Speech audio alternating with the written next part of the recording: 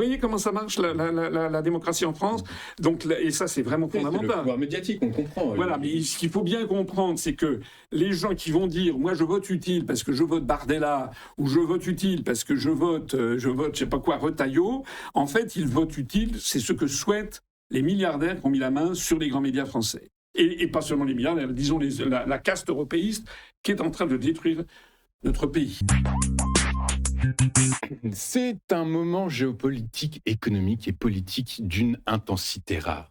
Le monde se fracture, les rapports de force se durcissent et les démocraties occidentales semblent prises en étau entre l'état de droit, les contraintes économiques et la tentation du retour à la souveraineté. Aux États-Unis, la Cour suprême américaine vient de bloquer des décisions économiques prises au nom de l'intérêt national, une victoire du droit ou une limite à la puissance politique. La souveraineté économique est-elle encore réelle? Pendant ce temps, la Chine cherche à affirmer sa puissance tout en restant dépendante du commerce mondial. Et en Europe, la croissance ralentit et l'Allemagne accélère son réarmement. Qui demain pilotera réellement la sécurité et l'avenir économique du continent? Berlin, Paris ou Washington?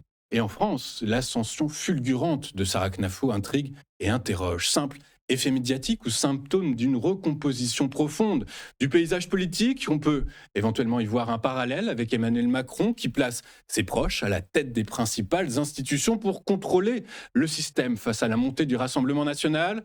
Une stratégie qui illustre les limites de la souveraineté politique et pose une question cruciale, essentielle et centrale. La démocratie est-elle encore pleinement capable de refléter la volonté des citoyens? Et pour en débattre, ce matin, deux voix, deux esprits aux analyses tranchées.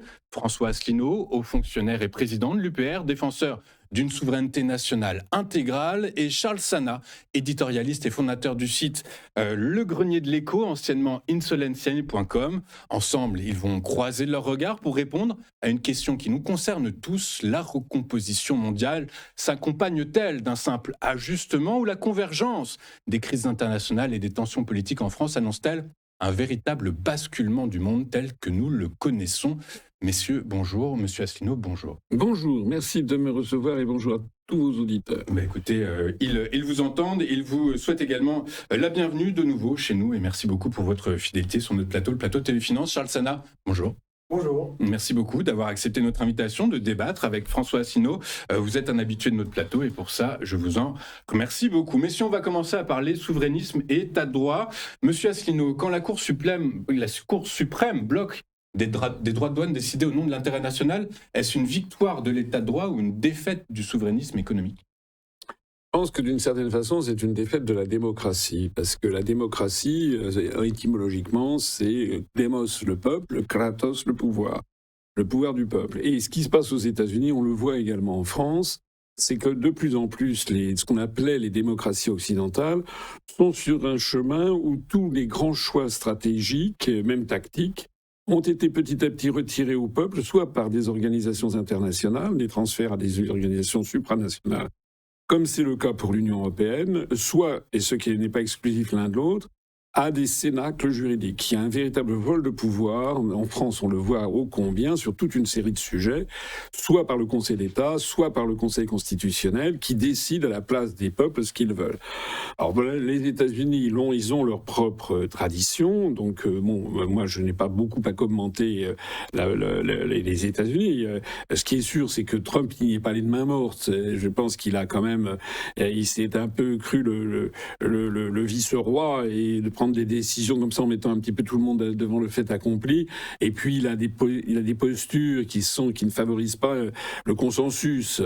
Et il joue, c'est un gambler, c'est quelqu'un mais il applique son bouquin qu'il a écrit au début des années 2000 qui s'appelait L'Art du Deal. C'est-à-dire que il lance des trucs. Rappelez-vous ce qui s'était passé. Il avait présenté la liste de tous les pourcentages d'augmentation des droits de douane qu'il allait imposer. Et puis après ça, quelques semaines après, il avait fait. En fait, c'était pour entrer en négociation sur le thème demander toujours, il en restera quelque chose. Alors c'est vrai que il faudrait regarder ça d'un petit peu plus près, mais du point de vue purement juridique, c'est peut-être pas très conforme aux institutions. Mais en tout cas, s'agissant de la France, on a quand même dans notre Constitution un article qui doit être dans l'article 2 ou 3, c'est que la souveraineté appartient au peuple, qui l'exerce par ses représentants ou par l'exercice du référendum. Nul individu, nul groupe d'individus ne peut s'en attribuer l'exercice. Or, je suis désolé, quand vous avez des prises de position qui sont éminemment politiques, qui sont prises par le Conseil constitutionnel ou le Conseil d'État, il y a par moments un vrai sujet. Par exemple, je vois qu'il y a des gens qui expliquent que bientôt on ne pourra pas faire de référendum en France sur la sortie de l'Union européenne parce que le Conseil constitutionnel estimerait que ça n'est pas possible. Bon, c'est quoi ça va plus. Donc il y a une vraie tendance, je pense, dans le monde occidental à en fait déposséder les peuples de leur pouvoir souverain. On reviendra à la spécificité, au cas français dans le cours de cette intervention. Charles, est-ce que cette décision montre que la souveraineté économique est devenue largement théorique dans les grandes démocraties occidentales ? Complètement. Et c'est une décision politiquement à une portée absolument fondamentale. D'abord, pour la politique que souhaitait mettre en œuvre Donald Trump. Alors, on peut être d'accord ou pas d'accord avec cette politique-là, mais l'objectif de Donald Trump consistait bien à mettre en place des droits de douane différenciés en fonction des différents pays pour pouvoir contrer notamment au hasard la puissance émergente chinoise qui devient une menace pour la sécurité nationale américaine et quelque part aussi pour une partie du monde occidental dont nous faisons partie. Si demain vous avez une domination de l'intelligence artificielle chinoise, ça va poser quelques petits problèmes pour les industries européennes. On voit très bien ce que donne l'industrie automobile chinoise qui a pris des avancées absolument considérables. Donc à un moment donné, il faut pouvoir éventuellement envisager de faire pas forcément que du protectionnisme bête et méchant, mais en tout cas réagencer et rééquilibrer les déficits, rééquilibrer les échanges internationaux, rééquilibrer les industrialisations, rééquilibrer les phénomènes de délocalisation, rééquilibrer les dépendances pour aller vers plus d'indépendance, notamment sur certaines productions critiques. Allez, au hasard, les médicaments que nous ne produisons plus du tout.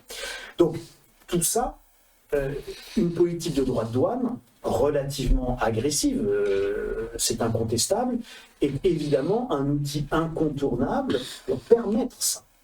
Et là, aujourd'hui, Donald Trump, la Cour suprême des États-Unis lui a supprimé cette possibilité-là sur des fondements juridiques qui s'entendent parfaitement. C'est-à-dire que la Cour suprême, SCOTUS n'interdit pas à Donald Trump de mettre des droits de douane. Simplement, les fondements juridiques sur lesquels il s'était appuyé pour le faire ne sont pas... La sécurité nationale américaine. Ce n'est pas valable. Ça pourrait être valable si le Congrès américain, c'est-à-dire le législateur, autorisait l'exécutif et donc le pouvoir présidentiel à prendre ce type de mesures de manière expresse. Bon, ça n'a pas été fait, donc ça a été retoqué. À noter que la Cour suprême des États-Unis n'empêche pas Donald Trump de le faire sur d'autres fondements juridiques, notamment un article 122, et que la Cour suprême ne demande pas le remboursement des droits de douane qui ont été jusqu'à présent perçus. Donc on est dans un espèce d'imbroglio qui est quand même surprenant, qui met les États-Unis dans une situation inconfortable et qui surtout remet profondément en cause la politique souverainiste et de démondialisation que souhaitait initier Donald Trump, puisque, encore une fois, l'idée de droit de douane momentané, 150 jours, 15% pour tout le monde, c'est pas du tout le sujet. Si on veut démondialiser, c'est vis-à-vis de la Chine. Si on veut démondialiser, c'est en passant des deals, comme le disait M. Asselineau, c'est l'art du deal, donc ce sont des accords, et ce sont des accords bilatéraux et pas multilatéraux, et donc c'est du traitement différencié. Et là, aujourd'hui, Donald Trump est pour le moment... obligé de le constater, dans l'impossibilité de poursuivre cette politique. Et cette politique qui était annoncée dans son programme électoral. Donc par la force des choses, je le rappelle, les États-Unis sont une démocratie. Vous l'avez rappelé, M. Asselineau, la démocratie, c'est le pouvoir pour le peuple, c'est le peuple au pouvoir. Donc on peut supposer que Donald Trump eh bien, aurait dû être en mesure peut-être d'appliquer son programme. Donc par la force des choses, est-ce que la justice américaine protège le commerce mondial contre la volonté démocratique des électeurs? J'aurais dit ce que j'ai dit tout à l'heure, ce qu'a confirmé d'ailleurs Charles Sana, c'est qu'il y a quand même l'art et la manière. C'est-à-dire que ce qui est reproché, c'est qu'il a fait ça en violation des règles de droit interne aux États-Unis d'Amérique. Il n'est quand même pas le vice-roi, il ne peut pas faire n'importe quoi, décider. En effet, il y a quand même des procédures à suivre. Si vous voulez, par exemple, imaginons, je change complètement de sujet, mais imaginons que dans quelques jours, je crois qu'il y a Macron qui nous explique qu'il a décidé de donner l'armement nucléaire de la France à l'Allemagne. S'il était censuré par le Conseil constitutionnel, je ne sais pas quelle autorité, ça serait quand même assez justifié, parce qu'il n'a pas le droit de le faire, si vous voulez. D'autant qu'il n'a pas été élu pour ça, en plus. Donc, il y a quand même s'il a été élu, en effet, pour essayer de réindustrialiser les États-Unis, essayer de pratiquer un début de démondialisation, il n'a quand même pas non plus le droit de piétiner absolument toutes les règles. Mais le problème qu'il y a aux États-Unis, vous savez ce que c'est que les mandats sont extrêmement courts. Le problème de Trump, et ça se voit sur les droits de douane, ça se voit sur l'affaire iranienne, ça se voit sur l'affaire ukrainienne, c'est qu'il a les élections de mi-terme qui arrivent, il est à peine élu, il a pris ses fonctions le 20 janvier de l'année dernière, là au mois de novembre il y a de nouvelles élections. Et s'il n'a pas réglé la question iranienne, la question iranienne, c'est-à-dire s'il n'est pas entré en guerre contre l'Iran, soyons précis, et s'il n'a pas réglé la guerre en Ukraine, et si maintenant les droits de douane tombent, il va se ramasser, à mon avis, des très mauvaises élections. Or, il entrera dans la deuxième partie de son deuxième mandat, qui déjà est réputé pour être ce qu'on appelle le lame duck aux États-Unis, le canard boiteux qui n'a plus beaucoup de pouvoir, mais en plus, il perd la majorité à Washington, à la Chambre des représentants ou au Sénat, sa fin de mandat sera difficile. Donc c'est pour ça aussi que c'est un homme pressé qui est obligé de faire... Là, on touche du doigt, à mon avis, le caractère déraisonnablement court des mandats aux États-Unis, avec ces mandats de 4 ans pour le président et de 2 ans, tous les 2 ans, il faut revoter pour les représentants. Et je note d'ailleurs au passage, j'élargis un petit peu le débat, mais je trouve toujours assez sidérant qu'en France, on ait fait passer le mandat du président de la République de 7 ans à 5 ans au motif que paraît-il c'était moderne, alors que le président de la BCE, lui, est de 8 ans au motif qu'il faut qu'il ait l'indépendance nécessaire pour voir loin. Hein, voilà l'état d'esprit dans lequel on a mis les Français. Il est vrai, mais là j'ouvre beaucoup de fenêtres, que Madame Lagarde trouve que c'est un peu trop long, puisqu'il paraît-il qu'elle va s'en aller. Exactement, à la fin de son mandat qui est en juin 2027. Voilà. Et pour une raison qui semble être, et dont on parlera, monsieur Asselineau, on en parlera tout à l'heure. Dévoiler toute l'émission, c'est insupportable. On parlera effectivement de cette montée. Vous devriez faire des émissions de 3 heures. Vous savez. C'est normal, tout le monde a envie de vous entendre, monsieur Asselineau. Et Charles aussi. Charles aussi, exactement. Mais voilà, et c'est pour ça que cette émission va durer un peu de temps, je m'en excuse, et on n'aura même pas le temps en plus de voir tous les sujets qui doivent être vus. On reste en géopolitique, on va parler de la Chine très rapidement. La Chine qui a publié des bonnes statistiques, on attend tous que la Chine se réveille sa consommation intérieure. C'est de cette façon qu'elle arrivera à peut-être changer le virage de son modèle économique qui est aujourd'hui mercantiliste, c'est-à-dire basé sur les exportations. Ceci étant, Charles, est-ce que la Chine peut sortir d'un modèle économique mondialisé façonné par les États-Unis, ou est-ce qu'elle en est devenue totalement prisonnière? C'est nous qui sommes prisonniers, c'est pas du tout la Chine. Hein. Vous savez, aujourd'hui, la supériorité va à celui qui produit et celui qui détient, pas à celui qui fait qu'acheter des bidules dont il n'a pas besoin avec de l'argent qu'il n'a pas, en se surendettant, en déplaçant ça à travers la planète et en polluant et en disant que c'est quand même vachement bien de rouler en trottinette à Paris, mais made in China. Donc non, la Chine n'a aucun problème, c'est nous qui avons un problème. Est-ce que la Chine est prisonnière de ce modèle mercantiliste? Pas du tout. La Chine est capable, parce que c'est à la fois une immense civilisation, un peuple extrêmement homogène, extrêmement collectif, parce que c'est un pays qui est extrêmement, qui est soumis à un dirigisme à la fois très important, et parce que c'est l'ambiguïté chinoise, mais ça a fait la force de son modèle économique, on va dire que c'est une dictature politique accompagnée d'une relative liberté de marché. Et donc, c'est du capitalisme sans pluralisme politique. Donc c'est un modèle qui fonctionne très très bien. Et donc, d'un point de vue économique... Qui fonctionne un peu moins bien ces dernières années. Non, ça fonctionne extrêmement bien. Je dirais, aller voir la gare, dans c'est une ville de 4e catégorie en Chine. Bon, c'est une gare avec des TGV haute vitesse. Enfin, bon, c'est incroyable. La Chine nous renvoie complètement à notre tiers-mondisation. Donc, non, il faut être très, très... extrêmement lucide sur la puissance industrielle chinoise aussi et aujourd'hui, sur la domination chinoise d'aujourd'hui et sur la relégation en deuxième division aussi bien des pays européens que des États-Unis d'Amérique. Et ce n'est pas pour rien justement que dans cette volonté de maintien du leadership américain, les États-Unis désignent la Chine comme étant justement l'ennemi numéro 1 et la plus grande menace pour le leadership américain. D'où cette bataille immense autour de l'intelligence artificielle et l'investissement considérable de la Silicon Valley et des États-Unis sur l'intelligence artificielle, qui est la prochaine révolution économique et industrielle, pour prendre un avantage décisif sur la Chine, mais sur le reste du monde, évidemment. Donc, non, la Chine n'a aucun problème. Et si la Chine doit permuter, si la Chine doit prendre un virage, elle saura le faire, elle le fait déjà. Aujourd'hui, la consommation interne chinoise est en forte progression. D'ailleurs, il faut bien scinder la consommation de services et la consommation de biens.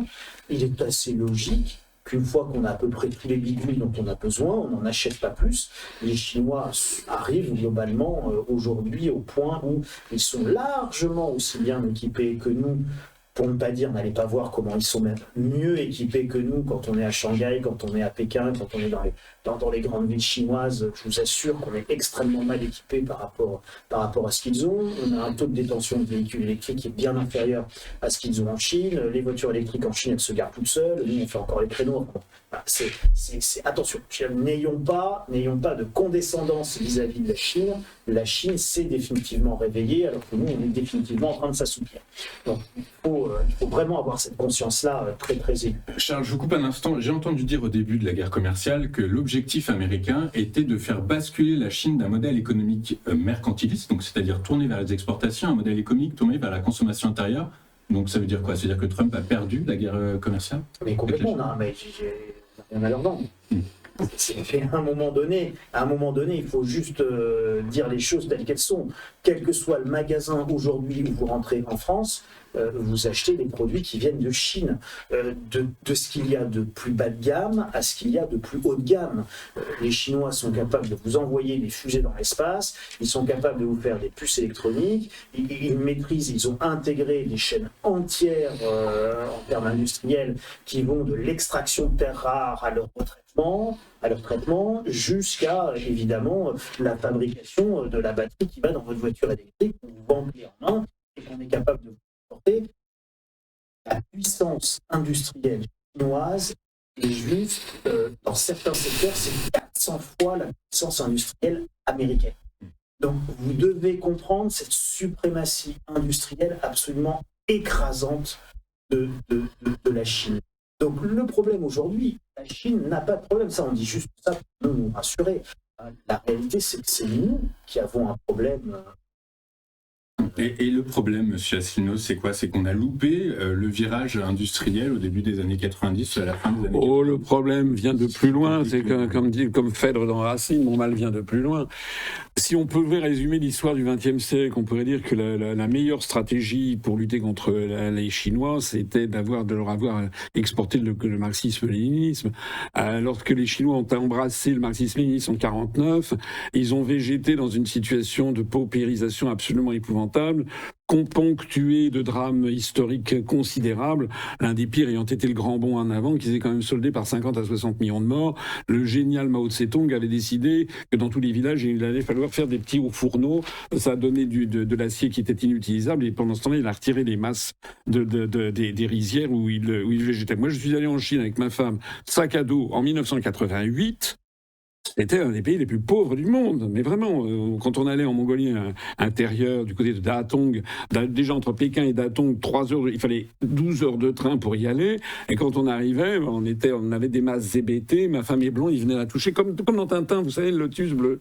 C'était ça la Chine en 1988. Bon, il s'est passé quoi ? Il s'est passé qu'il y a eu l'Organisation mondiale du commerce, avec la fin du cycle de l'Uruguay, l'effondrement de l'URSS, du camp socialiste, et il y a eu cette idéologie mondialiste qui a consisté à dire nous, les Occidentaux, les Blancs, on est super intelligents, donc on va fourguer tout le sale boulot aux peuples de couleur, notamment aux Chinois, et eux, ils vont faire le petit boulot comme ça.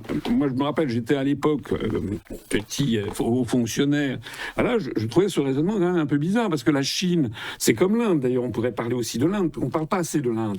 Mais la Chine comme l'Inde, c'est quand même des civilisations, comme le disait Charles, qui sont extraordinaires, qui remontent à la première dynastie chinoise, la dynastie Shang, c'est moins de 2000 avant Jésus-Christ, c'est quasiment l'époque des pyramides. C'est d'ailleurs la Chine est le seul pays au monde à avoir la même civilisation continue depuis l'époque des pyramides. Alors qu'en Égypte, il n'y a plus de pharaons, ils ne marchent plus comme ça, les gens. Bon. Donc il s'est passé quoi ? Il s'est passé qu'on a sous-estimé le potentiel de ce que donnerait le réveil chinois. J'étais allé avec Hervé de Charette quand j'étais aux Affaires étrangères, on avait été reçu par Lee Kuan Yew, qui était le père fondateur de la cité de Singapour, qui avait fait de Singapour, vous savez, cette cité-État, qui était une success story extraordinaire, qui nous avait expliqué que lorsque Deng Xiaoping il y a eu la banque des quatre qui avait été liquidée, etc., et avait eu les pieds trois gros faits, et puis après, il y a Deng Xiaoping qui était revenu au pouvoir, et Deng avait fait venir à Pékin Lee Kuan Yew, qui était considéré comme vraiment l'un des plus intelligents de tous les Chinois overseas, d'outre-mer, et qui pourra lui donner des conseils. Et c'est vraiment intéressant ce qu'il nous avait dit, c'est que Lee Kuan Yew avait conseillé à Deng de surtout pas faire ce qu'a fait Gorbatchev. Gorbatchev, lui, pour sortir de l'utopie communiste, il a posé les termes en termes de principe. Voilà. La perestroïka, c'est-à-dire la restructuration, la glasnost, c'est-à-dire la transparence, tout déballé, etc. Il a abouti à l'effondrement de tout. Alors que c'est pas du tout ce qu'avait conseillé Lee Kuan Yew. Il avait conseillé de faire le développement, de faire des mini-Hong Kong, de garder, officiellement, en ce moment, la République populaire de Chine est un régime communiste. Mais en fait, c'est l'application d'un stratagème chinois, si vous voulez. C'est un petit peu, on change tout, mais on garde l'essentiel, quoi. Voilà. Donc, officiellement, c'est un régime communiste, mais on a créé de l'autre côté de Hong Kong la zone économique spéciale de Shenzhen, de l'autre côté de Macao la zone économique spéciale de Zhuhai. Et puis on a vu ce que ça a donné. Et moi, j'avais vécu cette période, j'étais allé souvent en Chine à cette époque.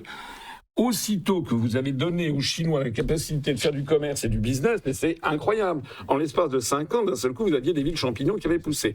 Et petit à petit, toute la Chine est devenue une espèce de zone économique spéciale, mais en gardant une férule sévère, puisque les Chinois, comme d'ailleurs Poutine, ont eu à cœur de garder toujours le pouvoir de l'État contre la montée en puissance des oligarques. Régulièrement, vous avez en Chine des milliardaires qui, d'un seul coup, qui disparaissent, puis ils reviennent. Ils sont allés au Laogai pendant 4-5 ans pour aller réfléchir sur la nécessité de respecter le Tianzi, le fils du ciel. Bon.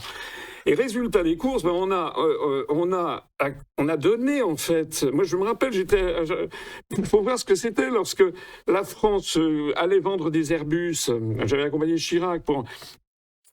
Les Chinois, c'est des gens extrêmement intelligents. D'accord, vous voulez des Airbus, d'accord pour le TGV, mais à condition toujours qu'il y ait le transfert de technologie. Et il y avait donc une course entre Boeing, entre Airbus, donc on leur a donné tout ça. Donc il fallait pas s'étonner, moi je me rappelle très bien, mais les gens en étaient d'ailleurs conscients d'Airbus, ils disaient on va souffrir dans 20 ou 30 ans. Et il y a eu une espèce de réflexe d'immédiateté, le profit immédiat. Et en fait, on a obéré les générations futures. Aujourd'hui, on a un pays qui fait 1,5 milliard d'habitants. Alors, ça me fait rigoler quand on parle de la consommation intérieure. C'est 3 fois l'Union européenne, les consommateurs. Donc, ils peuvent se développer en interne, déjà. C'est le pays... Après, ils viennent dépasser par l'Inde, mais c'est l'un des 2 pays les plus importants du monde. En plus, vous savez, la Chine en chinois, ça dit Chongkro, c'est-à-dire le pays du centre, le pays au centre du monde. Donc, de toute façon, ils sont au centre du monde dans leur tête, et ils ont 3 fois le marché européen. Et la conséquence aussi, c'est qu'on a un changement de civilisation, on a une Chine en plein redressement, en plein renouveau, illustrant la prophétie de Gaulle quand il avait reconnu la Chine populaire en 64 en disant en Conseil des ministres, il n'est pas exclu qu'au XXIe siècle, la Chine redevienne ce qu'elle a toujours été, c'est d'ailleurs la première puissance de l'univers.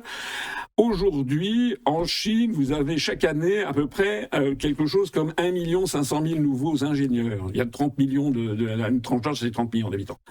1 500 000 nouveaux ingénieurs, à peu près. Aux États-Unis, c'est 300 000. En France, c'est 60 000. Donc, Missa ita est. C'est-à-dire qu'ils ont pris une avance. Je ne vois pas comment on pourra les rattraper. Honnêtement, je ne sais pas.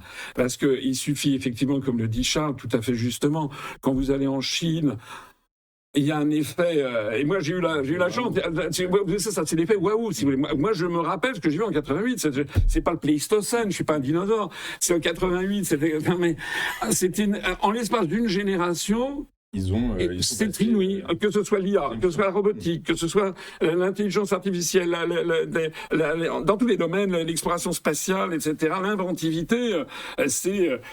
Donc face à ça, qu'est-ce que vous voulez ? Même, et d'ailleurs ça se traduit aussi en termes architecturaux, artistiques, etc., parce que c'est comme toute l'histoire du monde, c'est ça, si vous voulez. La Renaissance, elle est née dans la Florence des Médicis, qui était d'abord et avant tout des commerçants qui avaient fait un développement économique. Donc tout va à l'avenant. Et nous, malheureusement, l'Occident entier, qui a en fait vendu, comme aurait dit Lénine, on a vendu la corde pour être pendu. Alors maintenant, Trump, il essaie de ramer. Il essaie de faire ce qu'il peut, ça a un petit effet quand même, ces droits de douane, même si ça a un petit effet de début de réindustrialisation. Mais le problème, c'est que tout le savoir-faire est parti, que, comme je le disais maintenant, vous avez une Chine qui produit 5 fois plus d'ingénieurs que les Américains, avec une homogénéité civilisationnelle absolument considérable, avec un maintien de l'ordre, etc. Parce que les États-Unis, c'est quand même un coup-gorge. Vous avez des mass shootings tous les jours aux États-Unis, quand même un pays qui est quand même dans un état de délabrement moral. L'affaire Epstein en est un des symptômes. Si vous voulez, le problème, c'est comment vous pouvez pas refaire vous pouvez pas. Les savoir-faire ont été perdus. Donc moi, je pense, s'agissant de la France, puisque nous, on devrait, à mon avis, si on continue comme on est parti, c'est-à-dire avec l'Union européenne qui fait des accords de libre-échange tous azimuts, c'est vraiment, on est dans un processus, je pèse mes mots, de suicide. C'est un suicide. Donc l'Europe qui patine et la France qui patine économiquement, en fait, c'est pas conjoncturel, c'est totalement structurel, Charles. C'est complètement structurel, c'est complètement volontaire. Et effectivement, l'Union européenne s'est construite sur un modèle. Alors, M. Asselineau parle sur son évaluation et je pense qu'il sera d'accord. Personne n'est européen sur le plateau. Tous pour une Europe. Simplement, il y a plein de formes. Je crois que il y a plein de formes d'Europe différentes. Il y a l'Europe géographique. À la chinoise, vous voulez dire. Il y a l'Europe géographique, il y a l'Europe continent, il y a l'Europe historique, il y a l'Europe... Donc, quelle forme d'Europe veut-on ? Une Europe supranationale ou une Europe des coopérations souhaitées par des États-nations ? Ça n'a rien à voir. Bon, alors, on va résumer. L'Europe des nations, à la De Gaulle, ou l'Europe fédérale, qui écrase, évidemment, chacune des nations et chacun des pays.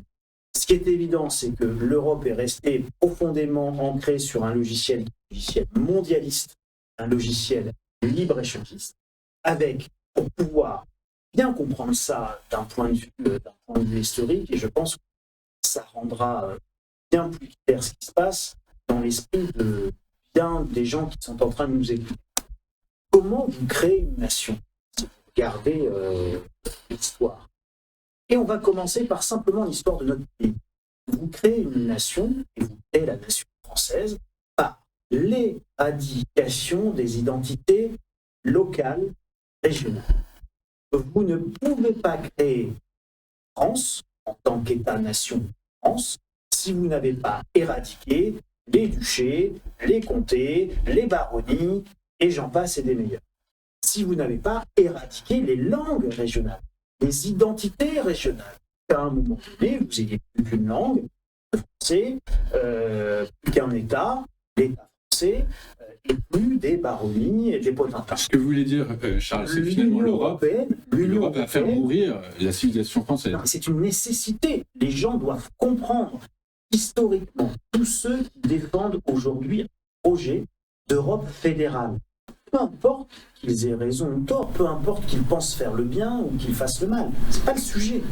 D'un point de vue purement historique, à partir du moment où vous voulez faire l'Europe fédérale et où c'est votre projet, il ne peut pas y avoir coexistence d'États-nations et d'une Europe fédérale. Ce n'est pas possible. Donc, non mais je termine, c'est hyper important. Et après, donc, pour faire émerger une réelle Europe fédérale, vous devez démanteler les États-nations. Vous avez deux manières de le faire.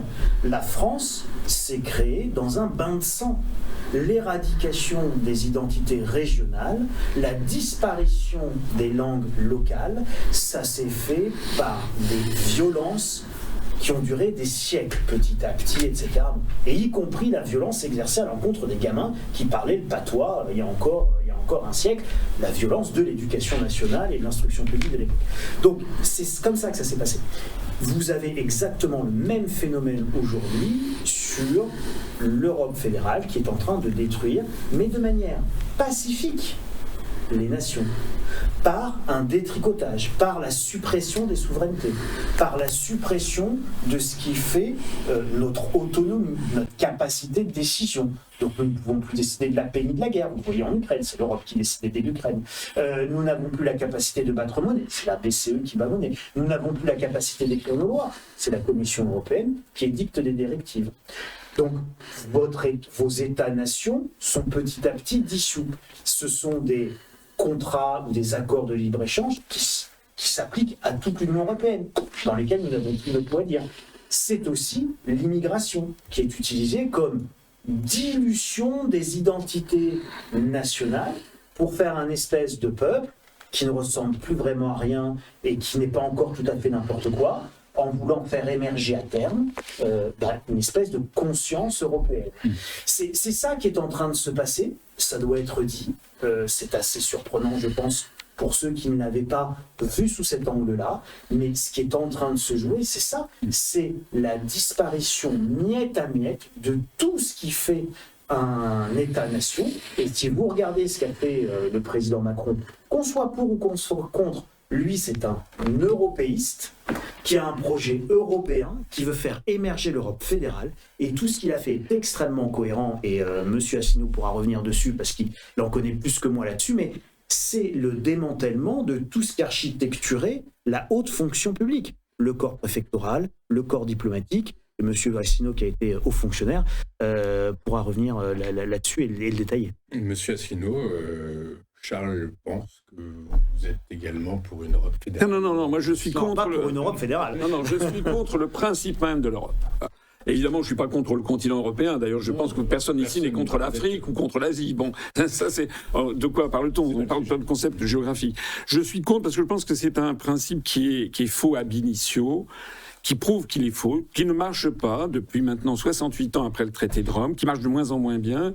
Et il y a une tentation effectivement de forcer le destin. Peut-être d'ailleurs c'est ce que ont à l'esprit certaines personnes, Macron notamment, en voulant nous entraîner dans une guerre contre la Russie. C'est une espèce de guerre fédératrice qui permettrait de... Mais le problème c'est que pour reprendre... Alors sur l'histoire de France, ce que dit Charles, je suis assez d'accord. Il y aurait quand même pas mal de bémols à apporter, il ne faut pas non plus exagérer, mais enfin, c'est vrai, il y a eu aussi par l'extension du domaine royal, c'est fait aussi par des mariages, ça s'est fait aussi par exemple avec la Bretagne, ça s'est fait en effet par des guerres. Et puis il s'agissait d'être dans une zone qui était avec des frontières naturelles. La seule frontière pas naturelle en France, c'est le nord-est. Tout le reste, c'est soit la mer, soit des montagnes, les Pyrénées, les Alpes, bref. Le problème, c'est qu'on n'est plus au Moyen-Âge ni à l'âge classique. On est au XXIe siècle. Le problème, c'est qu'il y a plus de Français qui vivent en Chine qu'en Estonie, si vous voulez. Que nous avons des liens beaucoup plus étroits avec l'Algérie, le Maroc, qu'avec Chypre ou la Slovaquie. Donc, on est dans un monde qui n'a plus rien à voir. C'est-à-dire que pourquoi... Moi, je me rappelle très bien, quand j'ai fait mon service national, j'étais au Japon, il y avait, l'ambassadeur, c'était déjà à l'époque, devait se rassembler avec les pays membres de ce qui était encore le marché commun, mais il n'avait rien à leur dire. Nos principaux concurrents commerciaux au Japon ou en Chine, c'était les Allemands, c'était pour les voitures ou les Italiens. Donc, on est face à un problème qui est un problème... Au fond, ce qui se cache derrière la construction européenne et le principe de l'Europe, vous savez ce que c'est ? En fait, c'est du racisme, c'est un racialisme, c'est l'Europe blanche, centre du monde, qui est le monde chrétien, qui doit dominer l'univers, c'est ça. Et donc l'idée, d'ailleurs, c'est en mode mineur. Regardez l'affiche du Parti socialiste en 1992 pour le traité de Maastricht, c'était faire l'Europe, c'est faire le poids, et on voyait le monde qui était dominé par un joueur de catch américain, et il y avait un lutteur de sumo japonais. On n'était pas loin du péril jaune. Et quand j'entends les commentateurs sur la Chine, je vois souvent se pointer en mode mineur, c'est de façon implicite, le péril jaune. Mais moi, excusez-moi, ce qu'on aurait dû faire, c'est d'ailleurs ce que l'on faisait, c'est au lieu de donner des dizaines de milliards d'euros à l'Ukraine, ou au lieu de filer notre argent à la Pologne, 15 milliards d'euros, pour que la Pologne achète du matériel militaire américain, et que devienne, avec l'Allemagne, maintenant l'une des premières puissances militaires d'Europe, nous aurions dû continuer à développer des relations étroites avec la Chine. On avait en matière, par exemple, l'électronucléaire, moi j'avais participé à la vente de la centrale de Daya Bay 2, une centrale électronucléaire en Chine, c'est ce qui faisait d'ailleurs de Framatome le premier électricien nucléaire du monde devant Westinghouse. On avait d'excellentes relations avec la Chine. Donc au lieu de rester collé à la Chine ou au Japon, etc., au lieu d'avoir des coopérations internationales, que de toute façon on est obligé d'avoir par ailleurs, mais on a un discours qui surplombe le tout en disant, enfin on ne sait plus ce qu'on veut. On veut faire l'Europe, mais au même moment, vous avez Macron qui va faire un partenariat stratégique avec l'Inde ou avec la Chine. En fait, comme c'était De Gaulle qui disait ça, ils ne savent pas ce qu'ils veulent, ils ne veulent pas ce qu'ils savent. On est face à un véritable problème, c'est que les élites, les dirigeants européistes ne savent plus où ils vont. Et par ailleurs, moi je veux bien admettre qu'on est dans un processus de création d'un État-continent qui broie les souverainetés, sauf qu'il y en a qui sont plus broyés que d'autres. Parce que nous, en France, on a un cinglé qui est à l'Élysée, qui est désapprouvé par 85% de la population, qui maintenant est très prêt à brader notre siège au Conseil de sécurité et notre force nucléaire, et qui n'obéit pas aux Français, mais qui obéit aux gens qui l'ont placé là en manipulant les médias et en manipulant les instituts de sondage. Et c'est ce qui va se passer en 2027, puisque les mêmes processus sont à l'œuvre pour que les Français élisent de nouveau, comme des zombies, quelqu'un qui va faire la même politique que Macron.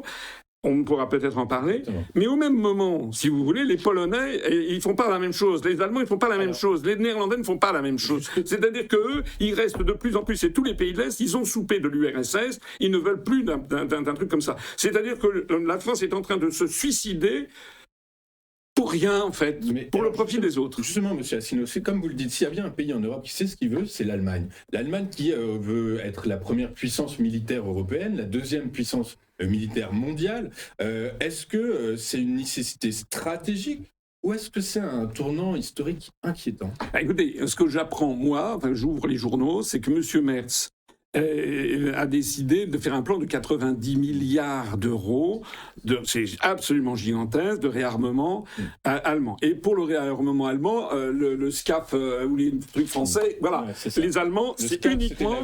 Les Allemands achètent allemand, c'est uniquement, mais ils ne font que des fournisseurs allemands. Peu importe les marchés, comment dirais-je, les appels d'offres européens, etc. Non, ils s'arment, ils font Allemagne. Et ce que je sais, moi, parce que je suis un petit peu bête, j'ai étudié l'histoire, c'est lorsque l'Allemagne se réarme, ça sent pas bon pour la France. Voilà. Charles ?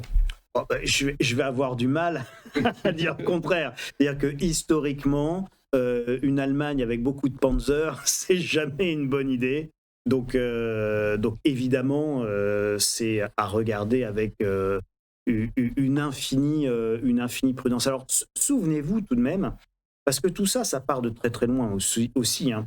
Souvenez-vous, François Mitterrand, la réunification allemande, et souvenez-vous surtout de la réaction de François Mitterrand. Moi, je m'en souviens très très très bien, j'étais très jeune à l'époque, mais le mur de Berlin tombe, et François Mitterrand, évidemment, fait une allocution. Il était très surpris de la chute du mur de Berlin. Il ne s'y attendait pas vraiment. Et la chute du mur de Berlin, il le vit dans cette allocution comme étant quelque chose de grave, d'un instant grave et d'un moment inquiétant. Alors, on peut être pas Mitterrand, c'est pas le sujet. Il a déjà conscience du danger que va représenter une Allemagne réunifiée. Et donc une Allemagne retrouvant sa puissance au plein cœur de l'Europe. Il va avoir une stratégie, François Mitterrand, c'est la stratégie de Maastricht, c'est la stratégie de l'euro. Et l'idée, c'est évidemment d'arrimer le destin de la France à celui de l'Allemagne, ou d'arrimer celui de l'Allemagne à la France. Et en gros, on s'encorde, on s'attache, et s'il y en a un qui tombe, il entraîne l'autre. Oui, parce qu'on a cette image en tête de François Mitterrand qui prend la main d'Helmut Kohl. Oui. Bon, non, mais ça, ça c'est pour amuser la galerie. Mais la réalité, c'est qu'il était parfaitement conscient du danger et qu'il ne voit pas d'autre moyen que d'arrimer le destin de nos deux pays. C'est la fameuse idée de l'accélération du couple franco-allemand et de la mise en place de l'euro. Avec tous les effets compliqués et secondaires que l'on connaît aujourd'hui au bout de 25 ans d'euros, 26 ans d'euros. Et c'est effectivement compliqué pour la France, bien plus favorable pour l'Allemagne. Et donc, on est dans cette situation où finalement, à la fois, on est arrimé, mais comme le disait très justement M. Asselineau, on a beau être arrimé, beaucoup de pays ne jouent pas le jeu de la construction de l'Europe fédérale. Donc la France accepte de se dissoudre et de se démanteler pour jouer le jeu de cette utopie de l'Europe fédérale. L'Allemagne ne joue pas du tout cette partition, elle joue la partition de sa domination dans l'Union européenne. Domination qui est évidemment facilitée par sa situation économique et financière, et notamment par son faible endettement comparé à la gestion calamiteuse des finances françaises. Et ça nous amène à ce que disait François tout à l'heure sur le fait de brader notre siège au Conseil de sécurité de l'ONU ou évidemment notre dissuasion nucléaire.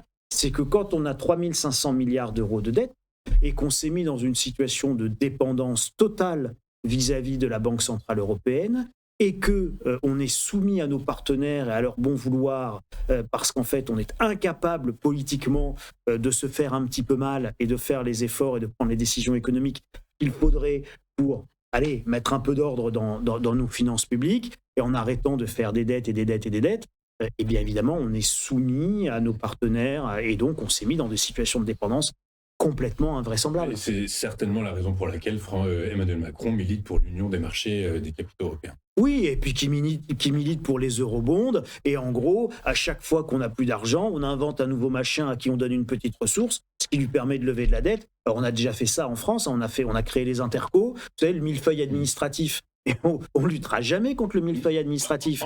On en crée au contraire. Pourquoi ? Parce qu'à chaque fois que vous créez les communes, elles se sont endettées. Une fois qu'elles sont trop endettées, on crée les intercos. Les intercos, on leur donne une petite ressource et elles peuvent s'endetter à leur tour. Et puis maintenant, on a atteint ce nouveau machin, c'est l'Europe fédérale. Ça serait bien de créer l'Europe fédérale pour qu'elle ait un petit impôt européen. Et puis comme ça, elle pourrait emprunter. Et puis le tour est joué et on recommence. Et on continue et on tient encore 10 ans de plus. En tout cas, c'est une réalité. L'Allemagne n'est pas trop endettée, 70% de son PIB, c'est rien relativement, en tout cas à la situation française. L'Allemagne veut se réarmer, c'est une réalité, l'Allemagne va se réarmer. Dès lors, qui va commander la défense européenne demain ? C'est Berlin, Paris ou Alors, il y a un pays dont que je voudrais revenir, on n'en parle pas beaucoup, c'est la Pologne. Parce que la Pologne, elle a comme objectif d'être la première armée d'Europe. Donc il y a une concurrence entre la Pologne et l'Allemagne. Je rappelle que la Pologne, elle est bénéficiaire nette de 15 milliards d'euros de fonds dits européens, alors que la France, c'est à peu près ce que verse la France. Donc on peut dire, même si c'est un peu plus compliqué que ça, qu'en fait, chaque année, les Français sont tondus de 15 milliards d'euros qui vont à la Pologne. Les Polonais ont dit récemment que leur objectif, c'était d'être désormais une des premières puissances de l'Europe. Ils sont devenus d'ailleurs plus écoutés, plus puissants que la France. Je ne sais pas si vous vous rendez compte du truc. Ils ont des réserves d'or absolument colossales.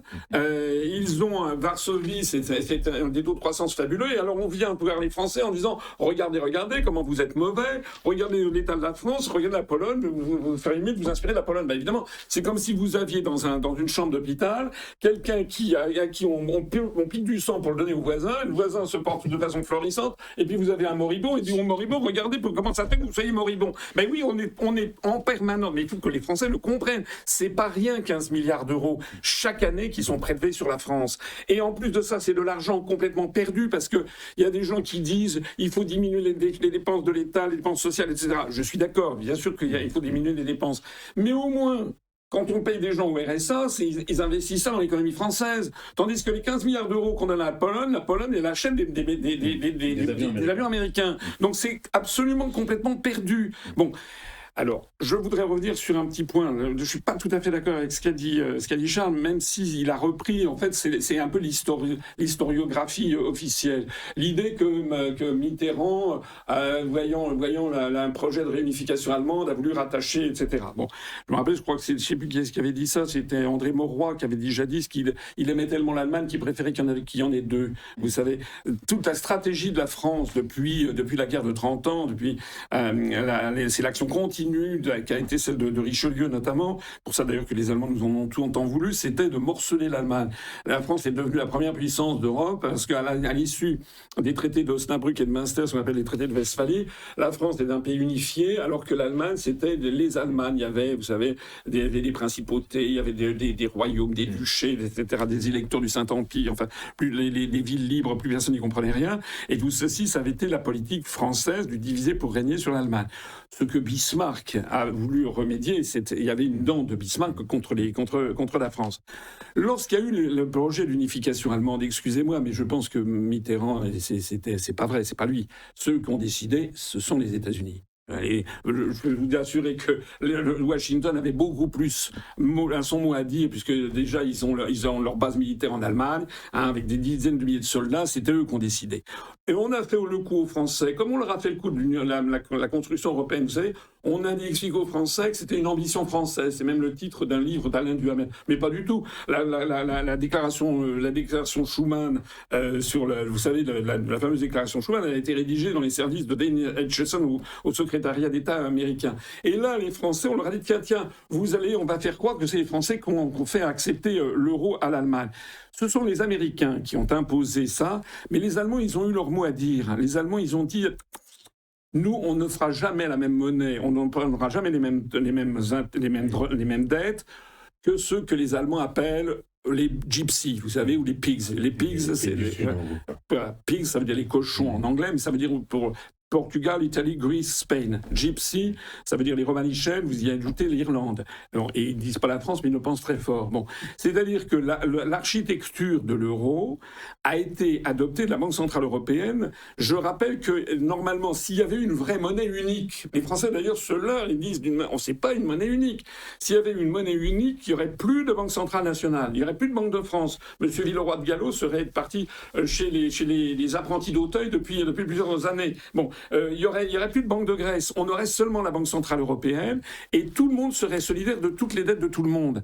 C'est justement ce que les Allemands n'ont pas voulu. Nous avons tous gardé notre Banque Centrale Nationale pour que le processus soit facilement réversible et la Banque Centrale Européenne n'est que le bilan de la BCE, c'est à peu près seulement 8% du bilan cumulé de toutes les banques centrales nationales. Donc les Allemands ont fait ça et je souhaite bien du plaisir, si j'ose dire, à Macron, parce que les Allemands ne veulent plus entendre parler, d'ailleurs tous les peuples du Nord, de l'impéritie des pays du Sud, et tout particulièrement de la France. Voilà, quand on me dit, moi je vois des gens qui disent, ça y est, Madame Lagarde, j'y reviens, Madame Lagarde va partir avant, c'est la preuve que la grosse stratégie de Macron, c'est le bobard qui a raconté Madame Le Pen hier, je crois, ou avant-hier, c'est la stratégie de Macron pour placer des gens, pour empêcher, mais non, mais Macron, vous vous rendez compte, c'est pas Macron qui va décider du prochain président de la BCE. Mais c'est Macron qui a décidé du prochain président de la Banque Centrale Française. Villeroy de Galhau a démissionné justement pour essayer de contrer cette montée du RN. Mais ça, c'est ce qu'on nous raconte. Mais moi, c'est ce que j'ai lu dans les journaux. On nous dit dans les journaux. Moi, Je ne sais pas, j'ai un doute, parce que je ne vois pas. Alors, ouais, dites-nous. Moi, ce que je pense, si vous voulez, c'est que François Villeroy de Galhau, je le connais, c'est quelqu'un de... Je ne partage pas du tout ses opinions, il est pro-européen, etc.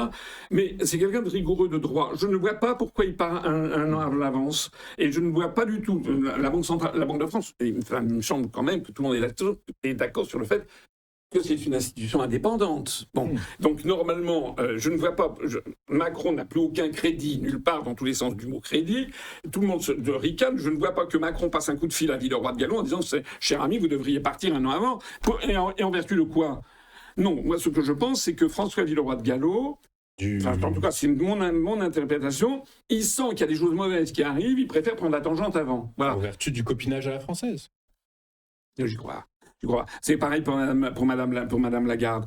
De toute façon, le prochain président de la BCE, ça ne sera pas un Français, c'est le tour de bête. Bon. Et de toute façon, on sait que presque tout le monde est d'accord, semble-t-il, pour que ce soit le Néerlandais là, qui a été à la tête de la Banque d'Allemagne. Lui, c'est le père tape dur. Hein. Parce que les pays... Non, mais ils ne veulent plus avoir un Français à la tête d'un truc pareil. En plus, Madame Lagarde était réputée...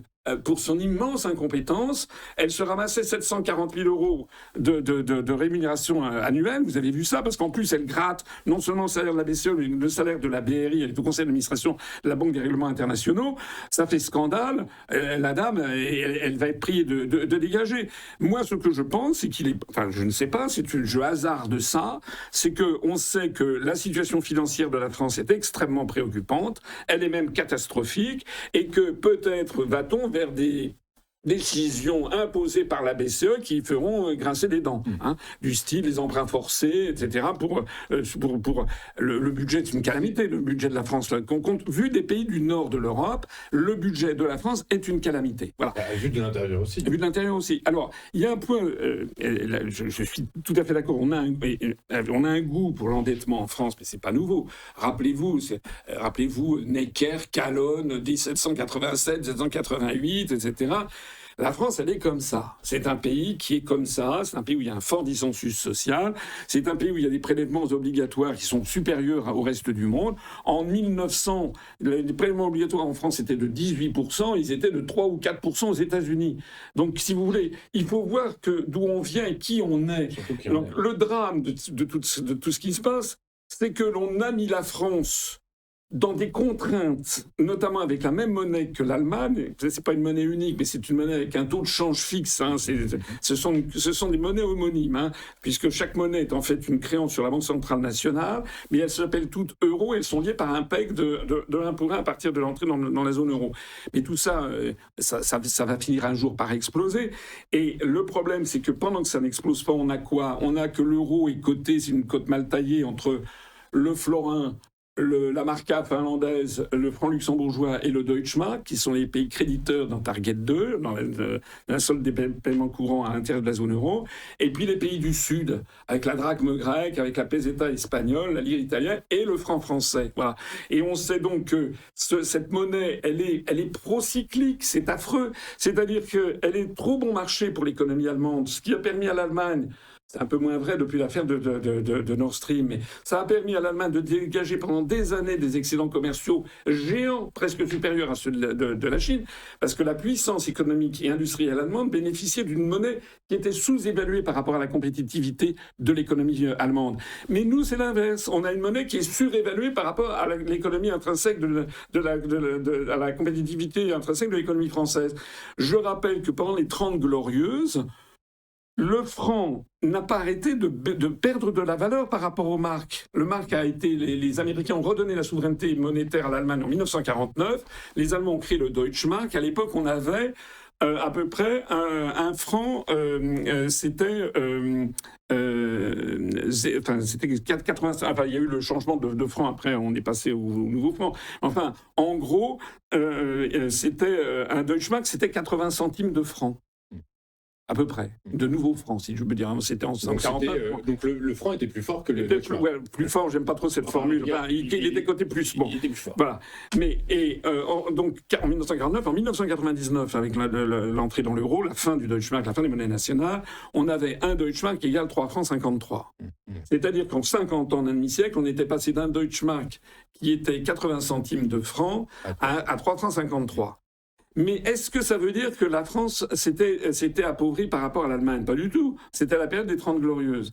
Et ça, c'est effectivement un sujet qui est très compliqué, enfin pas très compliqué, mais qui n'est pas intuitif, qui n'est pas facile à comprendre. C'est que la valeur externe de la monnaie n'a pas de rapport avec la bonne tenue de l'économie. Il se trouve qu'en France, comme je le disais tout à l'heure, on a un dissensus social important. Et donc, on a structurellement une espèce d'inflation sous-jacente qui traduit la lutte pour l'appropriation de la valeur ajoutée, qui traduit, je ne sais pas, enfin, j'enfonce des portes ouvertes, mais les Allemands sont un peu plus disciplinés, ils ont un tissu de très grosses PME que nous n'avons pas, ils sont très forts en matière industrielle, et ci et ça.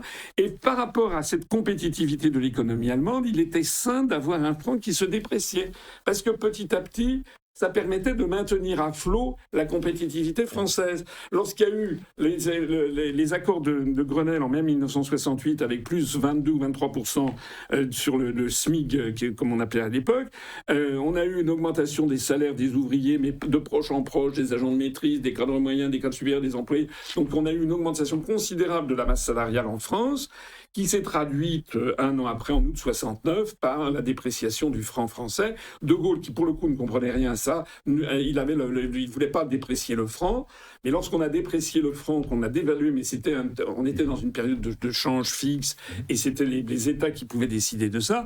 Lorsque la France a déprécié en août 69 le franc de 11,6%, suivi quelques semaines après d'une augmentation du Deutschmark, ça a ouvert quoi? Ça a ouvert la voie aux années 70, 71, 72, 73.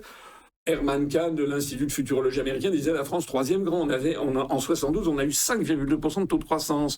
C'est-à-dire que d'un seul coup, on avait fait, sans s'en rendre compte, une relance keynésienne en redonnant du pouvoir d'achat aux Français qui en avaient besoin. Et on avait, en plus, on maîtrisait notre commerce extérieur, donc ce surcroît de pouvoir d'achat s'investissait dans l'économie française. Et on avait la possibilité, grâce à la dépréciation monétaire, de rendre l'économie française compétitive.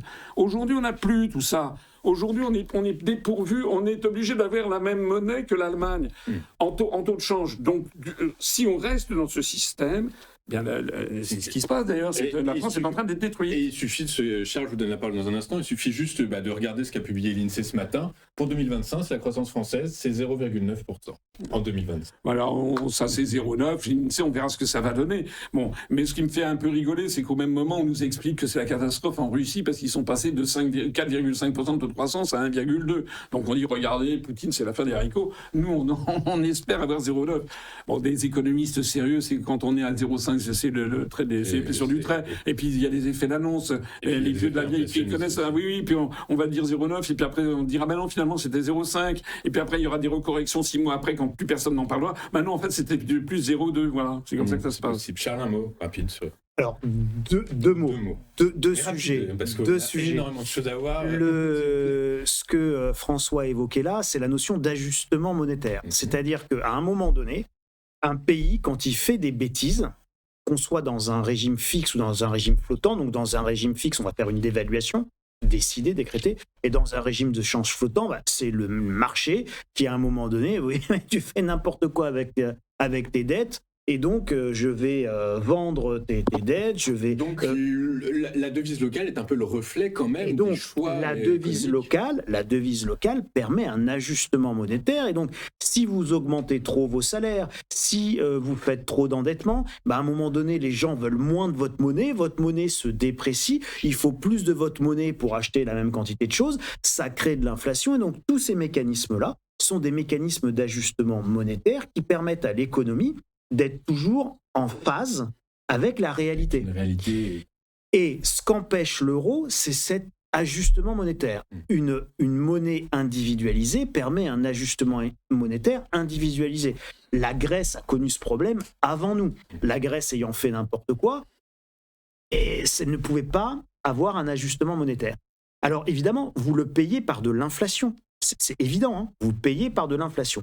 Mais vous le payez tout de suite, et vous le payez progressivement au fil de l'eau.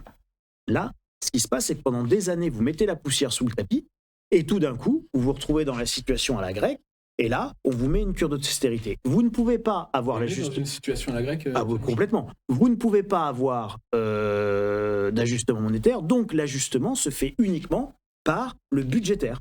Et donc, vous devez réduire vos dépenses. Vous ne pouvez pas utiliser la monétisation, la planche à billets, la dévaluation, redonner de la compétitivité à vos industries, etc.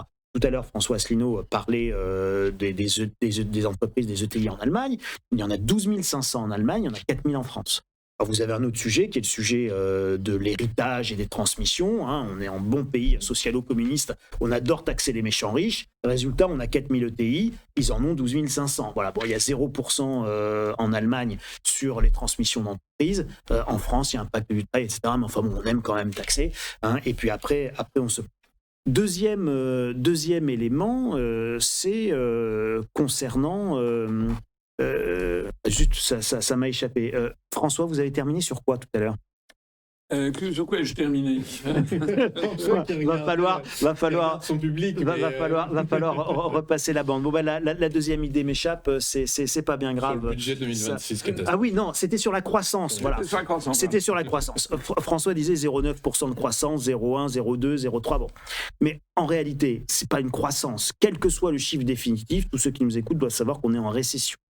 Et c'est assez simple à calculer pour faire 0,9%. Partons même du principe qu'allez, la croissance va être minorée parce que l'État était trop prévoyant et donc il prévoit 0,9, mais en fait on va faire 1% de croissance, ça sera plus facile pour mon calcul.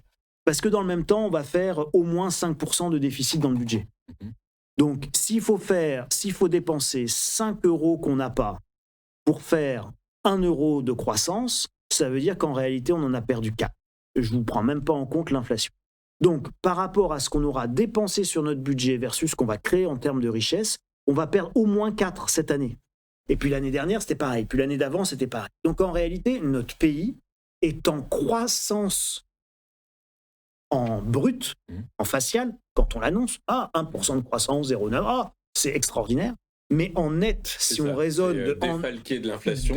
Défalquer des dettes qu'on crée pour créer cette fausse croissance, on est en récession de moins 4. On aura dépensé 4 € de plus au moins que la création de richesse. Ce n'est pas tenable. C'est complètement démentiel. Et donc, est-ce qu'on est dans une situation à la grecque? Évidemment qu'on est dans une situation à la grecque. Et à un moment donné, il va y avoir un ajustement. Alors, François disait tout à l'heure que... il y aurait des décisions pas très agréables à prendre et que c'était peut-être pour ça que M. Villeroy de Galhau partait ou que Christine Lagarde annonçait également son départ. Moi, je ne pense pas. Je pense que c'est vraiment une volonté de l'establishment européen et de l'Union européenne qui, en réalité, a vraiment son mot à dire partout. Et donc de sécuriser effectivement des contre-pouvoirs en cas d'arrivée d'un parti un peu moins eurobéa et eurobaba, à défaut d'être profondément anti-européen. Donc on a tous compris. Ils anticipent que je vais être élu. C'est le RN. Non mais ils ont très peur. Ils ont très peur que l'UPR arrive au pouvoir. On va parler politique intérieure en 2027. Les municipales, c'est dans 15 jours, c'est dans 3 semaines. Vous présentez des candidats? Non, on ne présente pas des candidats pour toute une série de raisons. D'abord parce qu'on n'a pas les reins assez solides pour se présenter partout. Nous, on se focalise sur les grandes échéances qui sont celles de 2027. Voilà, présidentielles et législatives. Deuxièmement, parce que c'est un problème tout simplement de comment dirais-je, très concret. Voilà. Vous savez, moi, quand j'ai été candidat aux élections municipales en 2001, j'avais rejoint Charles Pasqua sur les questions de souveraineté nationale. Quand j'avais vu qu'il avait créé une liste pour protester contre le traité d'Amsterdam, j'étais dit, moi j'avais déjà, dès 99, le même discours et les mêmes analyses que maintenant. Donc j'étais allé rejoindre Charles Pasqua. Et puis, il m'avait demandé, comme ça, tout à trac, de me présenter aux élections municipales à Paris, en 2001. J'avais été allé sur les questions de l'Europe, de l'euro, etc., de la souveraineté nationale. Ils m'envoient dans le 19e. Je n'avais rien demandé. Je vais dans le 19e. Et puis, ça, c'est vraiment une anecdote. Vous savez, on apprend à tous les âges. J'avais une quarantaine d'années, en 2001. Et donc, voilà, je vous prépare des petits tracts très rapidement. J'avais que 3 semaines. Et puis, je vais sur le terrain rue de Crimée. Et puis, je commence à aborder les passants. Vous allez rire à mon détriment, mais tant pis, c'est la vie qui est comme ça. Il faut reconnaître ce que c'est que des échecs. Et puis, j'ai commencé à distribuer des tracts où j'expliquais aux gens tous les méfaits de l'euro et de la construction européenne. Et je me rappelle, il y avait une dame qui était là avec un cabas, avec un poireau sortant du cabas, qui me regarde avec des yeux ronds et qui me dit « Mais monsieur, qu'est-ce que vous allez faire pour les crottes de chien ?» Et là, je me suis dit, effectivement, je suis complètement à côté de la plaque. C'est-à-dire que les municipales, ce sont des sujets municipaux. C'est ça, le maire, c'est celui qui règle les problèmes locaux. Et donc, vous ne pouvez pas... Imaginez, je prends une autre métaphore, imaginez qu'il y a eu des élections municipales en 1942 et on demanderait à De Gaulle, est-ce que vous allez présenter des listes France Libre dans les mairies de... Mais non, parce que c'est pas le sujet, vous comprenez? Donc c'est pour ça que... En plus, il y a la Gestapo. Ouais, comment? Et en plus, il y a la Gestapo, ça va être compliqué. Mais donc c'est pas le sujet. Voilà, donc nous, on se concentre sur les municipales. Sur le sujet... Sur les parrainages, monsieur. Alors, le sujet fondamental, c'est l'élection présidentielle de 2027, parce que je pense qu'elle va avoir vraiment un rôle tout à fait décisif. C'est-à-dire que si... D'abord, il faut espérer qu'elle va se tenir, et se tenir dans de bonnes conditions, parce que lorsque je vois que M. Jean-Noël Barrot explique que pour 2027, il va falloir mettre au pas les réseaux sociaux, c'est de l'expression qu'il a tenue, parce que si j'ai bien compris, le discours que je tiens, c'est forcément que j'ai des valoches de Poutine et de Xi Jinping qui me financent pour être financés par l'étranger. Monsieur Asselineau, bien sûr. On sait que non, maintenant. Normalement, si vous tenez un des propos qui sont contraires à la doxa dominante, c'est forcément qu'il y a des ingérences étrangères. Regardez ce qui s'est passé en Roumanie avec Georgescu. Georgescu qui était, d'ailleurs je le signale, qui est un haut fonctionnaire roumain qui avait été ambassadeur de Roumanie aux Nations Unies, qui tient un discours qui est assez proche de celui que je tiens. Il était donné à 1% dans les sondages 2-3 mois avant l'élection présidentielle. Il a terminé premier à 22% au premier tour. Je le signale ici pour tous celles et tous ceux qui pensent que je n'arriverai à rien. Je pense que la France, elle est grosse, comme on dit, d'une vache qui est grosse d'un enfantement, elle est grosse de très gros problèmes politiques majeurs. Et donc, j'espère que si d'aventure on avait une forte croissance, notamment grâce aux réseaux sociaux, regardez ce qui s'est passé en Roumanie. Georgescu, on a dit, c'était les Russes qui avaient agi sur TikTok, ce qui est absolument faux. Ça a été en fait une ingérence française en Roumanie, dénoncée récemment d'ailleurs par les Américains. Vous avez vu que c'est à la Chambre des représentants, une commission qui a dénoncé les ingérences des pays européens à l'intérieur de l'Union européenne. Ce qui s'est passé en Roumanie est absolument scandaleux. Donc moi, ce que j'espère, c'est que l'élection présidentielle de 2027, qui va avoir un rôle vraiment décisif, va être tenue dans des conditions qui sont à peu près correctes. C'est mal parti, puisque d'ores et déjà, je suis totalement invisibilisé dans les grands médias. Merci de m'inviter. Je vous en prie, avec plaisir. Là, ça fuse. Alors, excusez-moi. Je vais rester sur la thématique présidentielle, monsieur. Oui. Si vous voulez bien, Charles, pas de problème. Prie de m'excuser.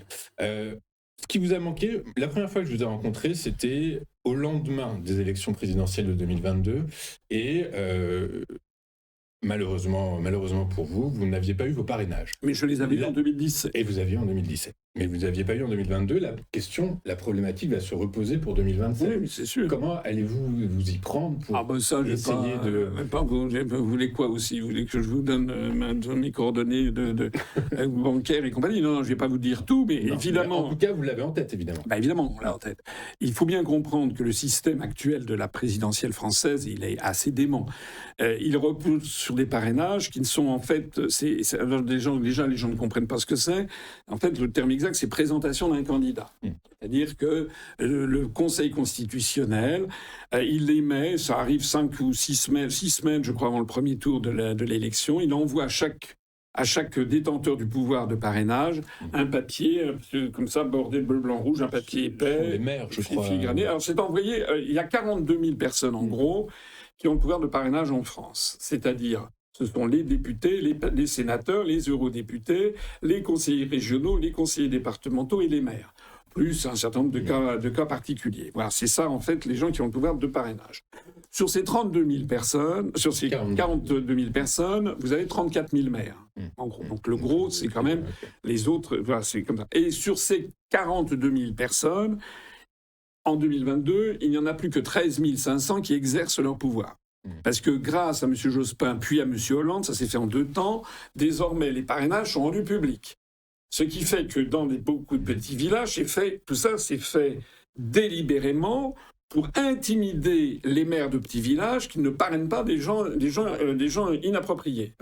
C'est-à-dire que je rappelle que l'élection présidentielle au suffrage universel a été inventée par De Gaulle, a été proposé par De Gaulle en 1962 par référendum. Il a été inventé par De Gaulle pour permettre aux Français de court-circuiter les partis politiques. Dans la pensée gaulienne, les partis politiques, le régime des partis, c'est ça qui avait mené au désastre de 1940 à la fin de la Troisième République, au désastre de 1958 à la fin de la Quatrième République. Et donc il fallait permettre aux Français de se saisir de l'élection présidentielle pour court-circuiter les partis politiques. Depuis lors, tous les partis n'ont pas arrêté d'essayer de récupérer à leur profit cette élection par toute une série de processus, notamment les parrainages. Les parrainages, De Gaulle n'en voulait pas. Il avait transigé en 1965 sur 100 parrainages. Et puis sous Giscard, on est passé à 500. 500, ça devient très, très, très lourd. Et aujourd'hui, on est dans un système, c'est que les maires, on revient sur les municipales, vous savez qu'au moment où les Français élisent leur maire, dans les petits villages, ils élisent, le maire c'est souvent, ça fait 4, 5, 6 mandats qu'il est là. C'est parfois des dynasties de maires, c'est le fils du maire précédent, etc. Ça donne une prime extraordinaire aux partis installés, en particulier LR, ex-UMP, ex-RPR, qui garde une assise, qui garde un fonds de commerce, si j'ose dire, local. Et pareil pour le Parti socialiste, qui est le lointain successeur du Parti socialiste du Congrès des Pyrénées de 71. Ça fait donc qu'on a cette situation inouïe où, en 2022, les partis que je viens de nommer, ils essaient de siphonner le maximum de parrainage à leur profit, ce qui est contraire totalement à l'esprit, puisqu'il ne s'agit pas d'empêcher les autres, il s'agit de donner une validation. Ça devrait d'ailleurs être interdit d'avoir plus de 800 parrainages, mais pas du tout les autres.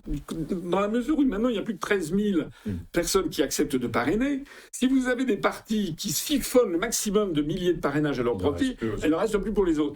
On a eu en 2022 Madame Hidalgo, qui a fait le brillant résultat que vous connaissez, 1,7. Mais elle a eu, je ne sais pas, 2800 ou 2000 parrainages, parce qu'elle bénéficiait de l'ancrage local, de l'assise du PS. Madame Pécresse, qui a fait ce score mirobolant de 4,6 ou 4,7, pareil, à L2, elles avaient plus de 4000 parrainages. Elles ont fait à L2 le même score que Zemmour, qui lui a eu les pires difficultés pour avoir les parrainages. Vous voyez un petit peu le système dans lequel on est. Aujourd'hui, alors les journalistes ne font pas du tout leur métier. Aujourd'hui, tous les jours, on apprend qu'il y a un tel qui va être candidat. Alors, c'est Dominique de Villepin, c'est Philippe de Villiers, c'est François Ruffin, c'est Delphine Batteau, c'est Patrick Sébastien, c'est Francis Lalanne. Mais je peux vous dire qu'aucune des personnes que je viens de citer ne sera candidate, parce qu'elles n'auront pas les 500 parrainages. Donc, en fait, les quelques parrainages qu'ils auront, ce seront... Alors, les parrainages, vous avez ceux qui les ont immédiatement, c'est-à-dire ceux qui ont en interne les parrainages. La nouveauté de 2027, c'est que le Rassemblement national, maintenant, en interne, il a les 500 parrainages. Entre les députés, les sénateurs, les conseillers départementaux, il les a. Donc, que ce soit Mme Le Pen, ou que ce soit, et ça sera très probablement Bardella, il aura ses parrainages. LR, le président de LR a ses parrainages. C'est pour ça que Retailleau, il veut pas de primaire, parce que lui, c'est cette fois-ci ou jamais. Et il est le président de LR, donc il a ses parrainages. L'ISNAR, il a un tout petit parti qui s'appelle Nouvelle Énergie, mais il est à la tête de l'Association des maires de France. Donc, il est à la tête. Il est bien placé. Il est bien placé pour avoir les parrainages. Donc, il les aura très probablement. Édouard Philippe, en interne, il devrait les avoir. Gabriel Attal, en interne, par Renaissance, les a. Donc ça va faire beaucoup de monde à droite si tout le monde. Je parle uniquement de ceux qui sont sûrs de les avoir. Et à gauche, sont sûrs de les avoir. Vous avez, donc là, il y en a 5. Vous avez Mélenchon, LFI, qui est sûr de les avoir. Le PCF, parce que là aussi, c'est comme ils ont des élus locaux, le PCF. Donc le PCF Roussel les aura. Le PS est sûr de les avoir. Et ELV est sûr de les avoir, mais peut-être qu'ils feront une jonction, puisqu'il était question de... Donc vous avez déjà 9 9 personnes qui seront place, en fait. Non, si vous regardez un petit peu l'historique, si vous réfléchissez, si vous faites des simulations mathématiques, en gros, on peut avoir 11 à 12 ou 13 candidats maximum. En vrai, moi, quand en 2017, on était 11, en 2022, ils étaient 12. Ça veut donc dire qu'il y aura, à part les 9 que je viens de citer, il y en aura 2 ou 3 en plus. Voilà, c'est tout. Et donc, ce sont des gens qui... Il y a Madame Nathalie Arthaud qui cherche ses parrainages. Donc, ils ont une très longue expérience. Lutte ouvrière, c'est très, très particulier. Il faudrait faire une émission spéciale Lutte ouvrière, parce que c'est vraiment intéressant. Je rappelle que le traité de Maastricht, c'est Lutte ouvrière qui l'a fait passer, puisque Madame Laguillet s'est abstenue. Si elle avait appelé à voter non, il n'y avait pas de traité de Maastricht, il n'y avait pas d'euro, il n'y avait pas le démantèlement de tout le droit social des Français, etc. etc. C'est très, très fort, Lutte ouvrière. Donc, il y aura Lutte ouvrière. Et alors, il reste, est-ce que Dupont-Aignan ira? Est-ce qu'il va y aller? Actuellement, il ment sur tous les plateaux de télévision où il est invité en disant qu'il les a déjà. C'est faux, puis personne ne les a, puisque le formulaire, il est envoyé au mois de février 2027. Actuellement, on cherche éventuellement des promesses de parrainage quand on fait partie de ce qu'on appelle les petits candidats. Donc, je suis un petit candidat. Mais, et est-ce que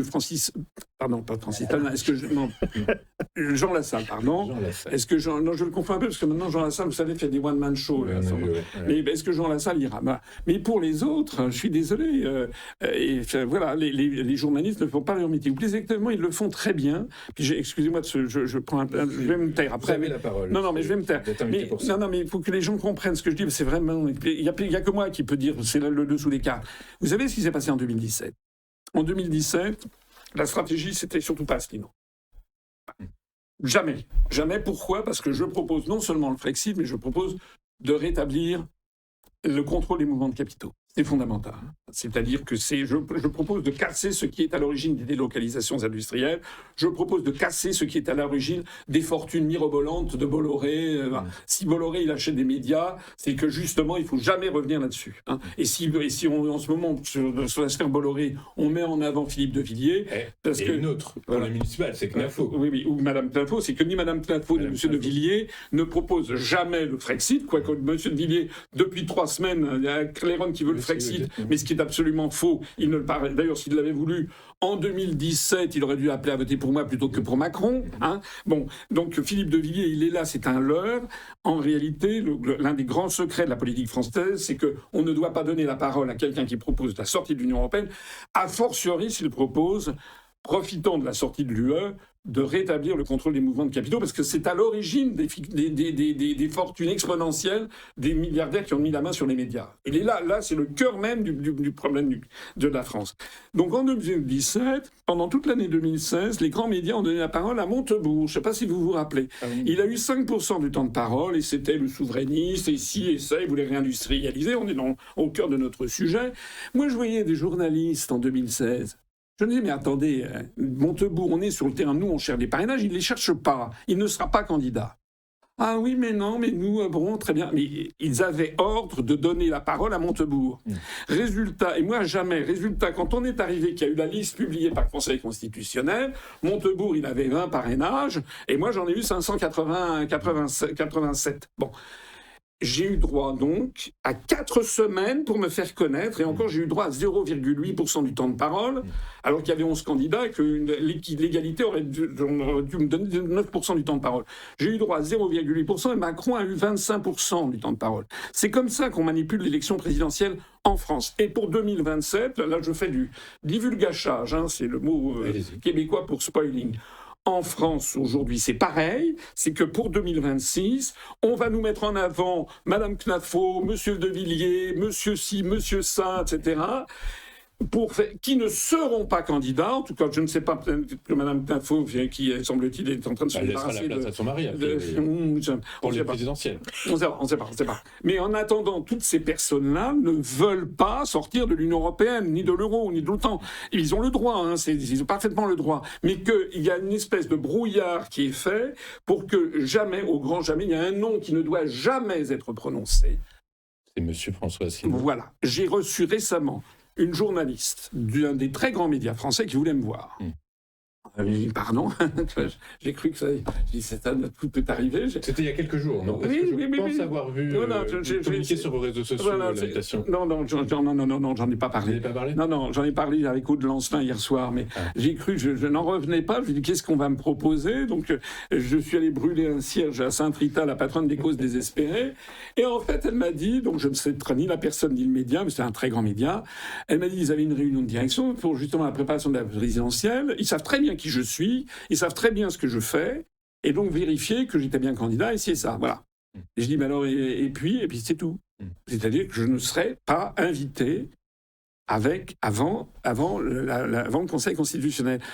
Alors, la meilleure preuve que tout ça est absolument scandaleux, qu'on n'est absolument pas en démocratie, c'est qu'en fait, on me bâillonne.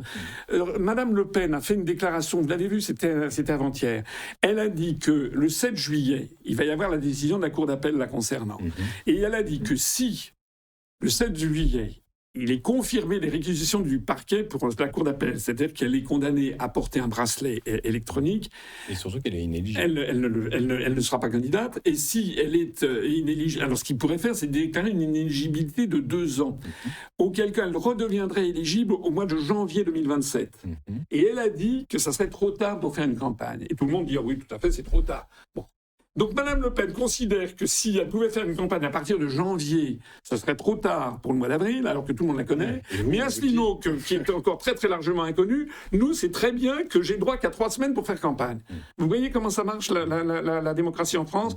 Donc, et ça, c'est vraiment fondamental. C'est le pouvoir médiatique, on comprend. Voilà, mais ce qu'il faut bien comprendre, c'est que les gens qui vont dire « moi, je vote utile parce que je vote Bardella » ou « je vote utile parce que je vote, je sais pas quoi, Retailleau », en fait, ils votent utile, c'est ce que souhaitent les milliardaires qui ont mis la main sur les grands médias français. Et pas seulement les milliardaires, disons la caste européiste qui est en train de détruire notre pays. Voilà, il fallait que ce soit dit, c'est dit. Merci de me l'avoir dit. Je vous en prie, monsieur Asselineau, on arrive en toute fin de cette... non, il faut donner un peu la parole à Charles. Évidemment, toute fin ne veut pas dire la fin.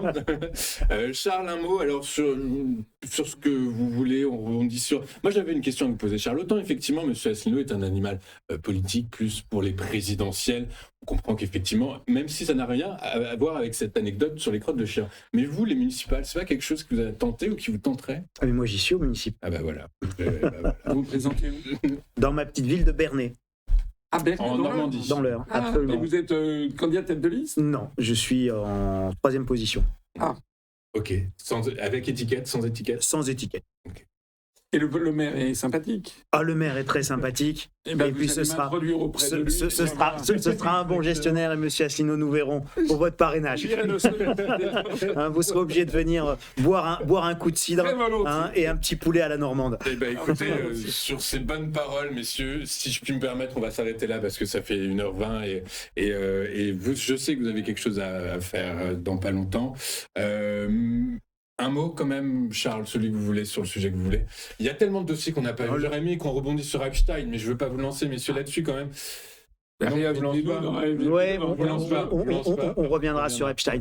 Non, ce qu'a dit monsieur Asselineau sur, évidemment, la liberté de parole, le fait qu'il y ait un véritable pluralisme politique, je veux dire, débattre, c'est pas que débattre avec des gens avec qui on est d'accord. Et donc, le véritable pluralisme politique, c'est que nous devrions donner la parole, effectivement, à des gens qui sont pour l'Europe. Ça, il n'y a pas de problème. On doit donner la parole à des gens qui sont contre l'Union européenne telle qu'elle est conçue aujourd'hui. On doit également donner la parole, sans tout de suite invectiver, en disant « vous êtes pro-russe », vous êtes pro-Poutine, à des gens qui ont un discours beaucoup plus nuancé sur la réalité du conflit ukrainien ou sur la géopolitique au sein même de l'Europe. Je le rappelle quand même, parce que c'est même édifiant, qu'il a été démontré que Nord Stream a été sauté non pas par Poutine, mais par les Ukrainiens eux-mêmes. Bon. Donc, si vous voulez, à un moment donné, il faut quand même dire les choses telles qu'elles sont. Nous avons un problème de pluralisme sur l'expression de pensées différentes, et ça sur tous les sujets. Aujourd'hui, vous ne pouvez pas parler de l'immigration sans que ce soit tout de suite mis ou estampillé fasciste. Donc, tout ça, c'est un véritable problème.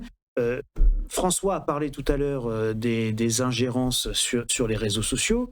Vous devez vous rendre compte que c'est dupliqué, y compris au niveau local. C'est-à-dire que nous avons eu sur notre liste, l'encontre de notre liste, une attaque de follower bombing où on nous a balancé des faux followers envoyés de Chine pour après nous accuser d'acheter des votes, pour après nous retrouver avec une dénonciation auprès du procureur de la République, soi-disant pour des choses, des irrégularités. Évidemment, on n'a pas le droit d'acheter des votes. Et vous imaginez bien que quand vous vous présentez à Bernay, un électeur chinois, ça a à peu près pas beaucoup de sens, comme disait François tout à l'heure. L'essentiel, c'est comment on gère les crottes de chien, comment on gère les bouchons, comment on gère le stationnement, voilà, les problématiques qui sont vraiment locales et qui concernent les gens plus proches. Donc, ce sont des méthodes qui sont déclinées à tous les niveaux. Nous avons un véritable problème à la fois de pluralisme sur différentes thématiques fondamentales, et nous avons un problème d'exercice même de la démocratie. Je vous passe les pressions qui sont même effectuées sur des candidats. Monsieur, c'est le mot de la fin. Monsieur, oui, je suis d'accord avec ce qu'il vient de dire. Le problème du pluralisme. Il n'a pas dit, mais l'essentiel. Les gens qui veulent sortir de l'Union européenne, ça, c'est interdit. Voilà. Alors que d'après les instituts de sondage, il y a entre 35 et 50% des Français qui le voudraient. Et même, je rappelle que Macron, lorsqu'il avait été en 2018, il va au Royaume-Uni, il a été élu en 2017, il va au Royaume-Uni en janvier. Il a été interrogé par la BBC, et s'il y avait un référendum sur le Frexit en France, qu'est-ce qui se passerait? Macron a dit probablement les partisans du Frexit l'emporteraient. Depuis, la vidéo a été extrêmement difficile à trouver. Nous, on en a gardé un exemplaire. Mais Macron lui-même a reconnu ça. Or, si vous regardez la parole qui est autorisée sur les médias mainstream, les 12 médias suivis par le CSA, devenu l'ARCOM, la parole donnée aux gens qui sont en faveur du Frexit est égale à peu près à 0,0%. Voilà. Okay. Et on saisit l'ARCOM, et circuler, il n'y a rien à voir. On saisit ensuite le Conseil d'État. Les gens de l'ARCOM venant du Conseil d'État, tout le monde se connaît. Le Conseil d'État, si circuler, il n'y a rien à voir. On est dans une dictature totalitaire européiste, c'est-à-dire que ceux qui sont contre l'idée de faire disparaître un État qui a 1500 ans d'âge, comme l'a dit Charles de toute façon tout à l'heure, en détruisant tout ce qu'a été la France, dans un État-continent qui en fait est au service d'une espèce d'Europe germano-américaine, ceux qui sont contre, eh bien, n'ont plus le droit à la parole, et on appelle ça la démocratie française. Exactement. Voilà. Si vous voulez retrouver ce que viennent de dire M. Asselineau et Charles Sana, BFM, 22 janvier 2018, pour Macron, la France aurait probablement voté pour une sortie de l'Union européenne en cas de vote sur le... Ah, vous l'avez retrouvé, 22 janvier 2018. C'est 0% sur le temps de parole. C'est quand même inouï. Messieurs, merci beaucoup d'avoir été avec nous. Merci beaucoup d'avoir accepté notre invitation. Merci beaucoup d'avoir accepté de débattre et de parler l'un en face de l'autre. François Asselineau, président de l'UPR, Charles Sana, éditorialiste et fondateur du site anciennement insolentiae.com, désormais le grenier de l'écho. Plus facile à dire qu'insolentiae.com. Ah, le latin, faut pas l'oublier non plus. Faut pas l'oublier. Merci beaucoup d'avoir été avec nous. À très bientôt, et à très bientôt sur TV Finance. Au revoir.